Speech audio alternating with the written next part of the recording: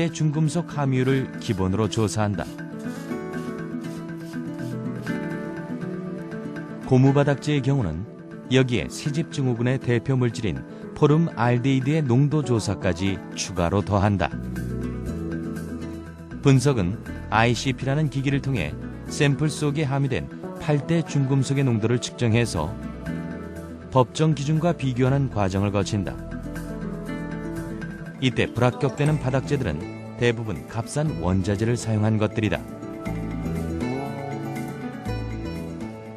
8대 중금속에는 납, 카드뮴, 크롬, 바륨, 안티몬, 비소, 셀레늄, 마지막으로 수은이 원소가 해당되는데요.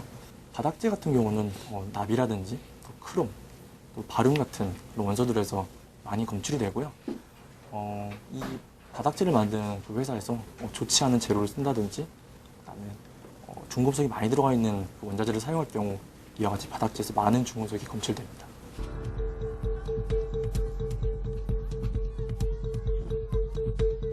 어린이 놀이터가 당면에 있는 문제 중 또 하나는 기어다니고 뭔가를 잡고 입에 넣는 습성이 있는 아이들에게 청정지대가 아니라는 것이다. 안돼.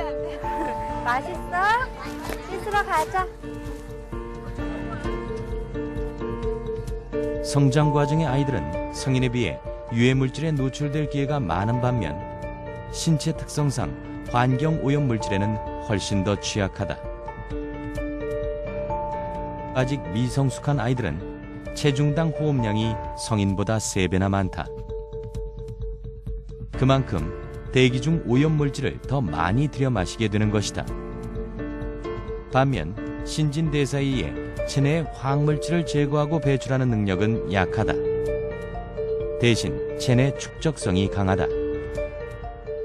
이제 우리 몸이 유해 물질에 대해서 이제 그거를 그 독성을 이제 그 순화시켜서 밖으로 내보내는 이런 능력, 이제 그걸 일종의 방어 기제라고 하는데, 방어 기제가 어린이들은 아직 다 완성이 되어 있지 않습니다. 그래서 나쁜 물질이 몸에 들어오면은 어른들은 이제 뭐 한 90% 정도 이렇게 독성을 완화시켜서 내보낼 수 있다고 한다면, 어린이는 그 신체 기능 자체가 아직 불완전하기 때문에 그게 뭐 90%는 되지가 않는 거죠.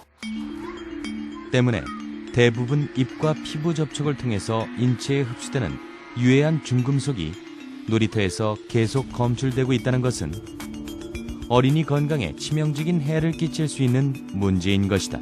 그렇다면 유해 중금속이 출해하는 위험은 어떤 것일까? 단국대병원 환경보건센터에서는 2006년부터 전국 10개 도시 6천여 명의 어린이들을 대상으로 연구조사를 하고 있다. 중금속을 비롯한 환경 유해물질이 어린이의 환경성 질환에 어떤 영향을 미치는가를 알아보는 연구로 작년 12월 납과 ADHD의 관계를 발표했다. ADHD 같은 경우에는 이제 납이 또 관여를 합니다. 근데 지금 관리 기준은 어린이의 혈중 납농도의 관리 기준은 10 마이크로그램 퍼 데시리터예요. 그래서 그거보다 낮게 관리하라 이렇게 돼 있어요. 그런데 그거보다 현저히 낮은 2가 안 되는 그렇게 낮은 상태인데도 불구하고 놀랍게도 최근에 다시 발견되는 그 연구 결과들은 어떤 거냐면은 그렇게 낮은 납농도 상태에서도 혈중 납농도가 더 낮은 아이들에 비해서 그것보다 조금 더 높은 아이들의 IQ가 현저히 낮다. 혈중 납 농도는 안전 기준치 내의 옅은 수준에서도 농도가 조금이라도 높은 경우 IQ를 더 빠르게 떨어뜨린다. 즉, 중금속 안전 기준치가 아이들에게는 무의미하다는 것이다. 주의력 결핍 과잉 행동장애 역시 기준치 이하라도 혈중 납 농도가 높아질수록 유병률이 높아졌다.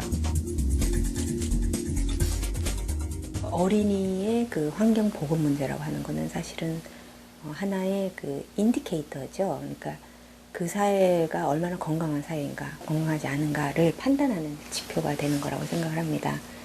그래서 어쨌든 그 모든 그 우리나라 환경 보건의 정책이 그 어린이를 중심으로 해서 가장 그 취약하고 민감한 어린이, 그렇지만 이제 가장 중요한 미래 세대인 어린이를 중심으로 해서 이렇게 세워져야 되지 않나 이렇게 생각합니다.